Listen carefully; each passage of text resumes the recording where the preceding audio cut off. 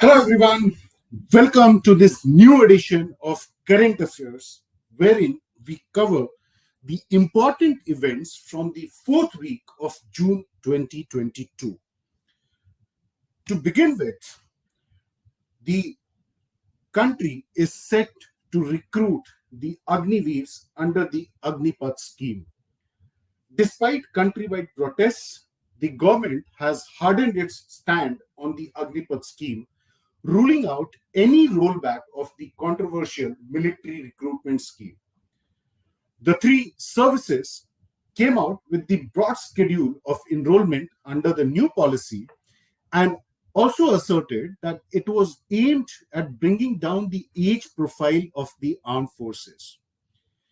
In the last 2 weeks, ever since the scheme was rolled out, the country has seen widespread protests and violence, especially in some of the states like Bihar and Telangana.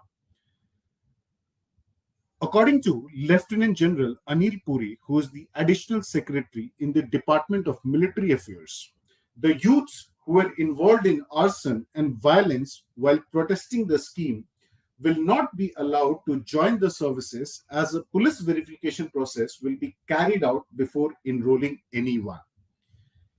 According to the schedule released, the first batch of Navy recruits will join the training program on INS Chilka in Orissa by 21st of November.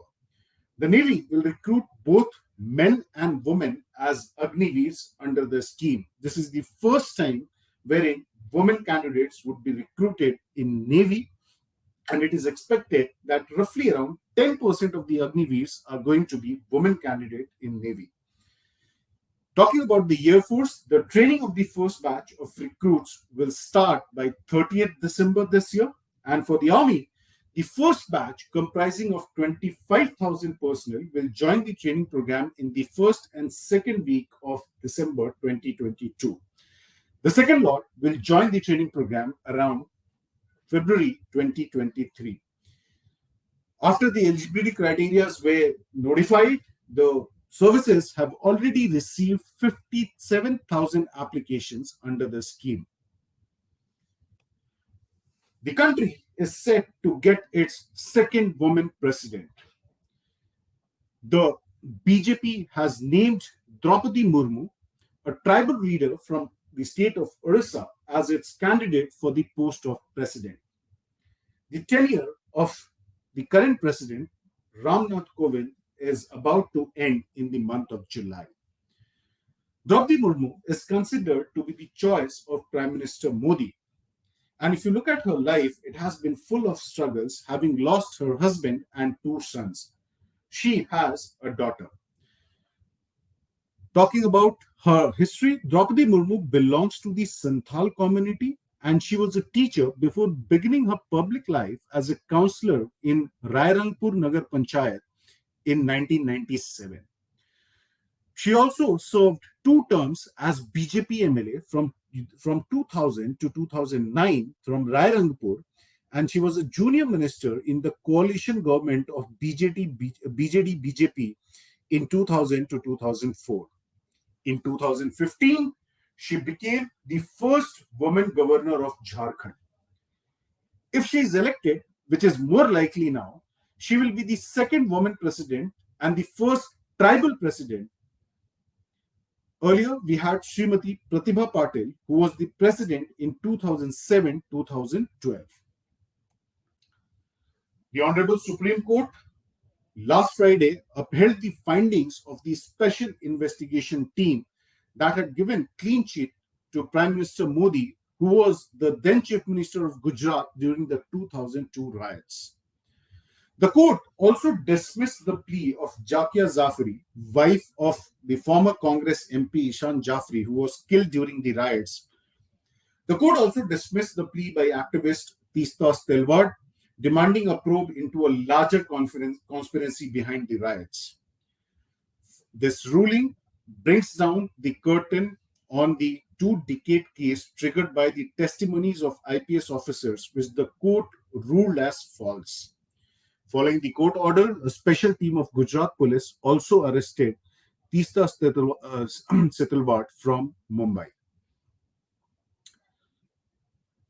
Accepting the request from Sonia Gandhi, the Enforcement Directorate gave her 4 weeks' time to join the investigation in the Associated Journals Limited case. Sonia Gandhi sought extra time owing to her COVID related health issues. Earlier, she was summoned to appear on June 23rd in the ED office. According to sources from the ED office, it is likely that Sonia would be asked to record her statement in the case related to rupees 90 crore given by Congress to Associated Journals Limited, the publishers of National Herald Daily, in 2010. Sonia Gandhi was the Congress chief during that period from 2010 to 2011. Earlier, Rahul Gandhi had been questioned for more than 50 hours over 5 days in 2 weeks. The ED's investigation began this year after a Delhi court took cognizance of the charges leveled by the BJP leader Subramaniam Swamy in 2013. Finally, Ukraine was granted a candidate status by the European Union. The European Union last Thursday agreed to put Ukraine on a path towards the EU membership. The EU acted with unprecedented speed and unity to pit Ukraine further away from Russia's influence and bind it more closely to the West. In a meeting which was held at Brussels, the 27 nations of the European Union approved to grant Ukraine the candidate status. In the same meeting, the European Union also granted the candidate status to the tiny country Moldova, another former Soviet Union state that borders Ukraine. Ukraine had applied for the membership of European Union less than a week after Russia invaded it on 24th of February. However, this process is going to be quite long. The membership process for European Union has always been very, very long. Turkey applied for membership in 1987 only to receive the candidate status 12 years later in 1999, and talks for the entry started in 2005, which is still underway. Adani Group Chairman Gautam Adani, who turned 60 last Friday, has committed to donate rupees 60,000 crores to charity. The corpus will be administered by Adani Foundation, making it one of the biggest transfers to a philanthropic trust in India. Gautam Adani's net worth is estimated to be around $96 billion, and he is one of the top 15 wealthiest people in the world, according to Forbes. A first-generation entrepreneur, Adani owns the Mundra port, India's biggest port. In 2021, Adani donated rupees 130 crores in disaster relief. Parameswaran Iyer is set to be the next CEO of Niti Aayog, the erstwhile Planning Commission. Parameswaran Iyer is a retired civil servant who rolled out the Swachh Bharat scheme and will now become the next CEO of Niti Aayog. He will succeed Amitabh Kant, who has been holding the position since 2016 and is due to retire on 30th June this year. Iyer took voluntary retirement in 2009 but made a lateral entry to the sanitization department in 2016 but quit again in 2020 due to personal reasons. He is a Kerala cadre officer and is the man behind the Kerala's tourism campaign, God's Own Country. He has written 2 acclaimed books, The Swachh Bharat Revolution, 4 Pillars of India's Behavioral Transformation, and the second book, Method in the Madness, Insights from My Career as an Insider, Outsider, Insider. The Central Bank or the Reserve Bank of India has extended the deadline for tokenization scheme. Under this scheme, the tokenization, it bars merchants from storing customers' credit card info on their servers. Instead, they can store a token that corresponds to that card, which could be used to seek payment from the issuer bank. This is going to make the entire transaction more secure. The deadline has been extended earlier as well, and this is the second time it has been extended again. It was supposed to end on 30th June. According to Reserve Bank of India, 19 crore tokens have already been registered.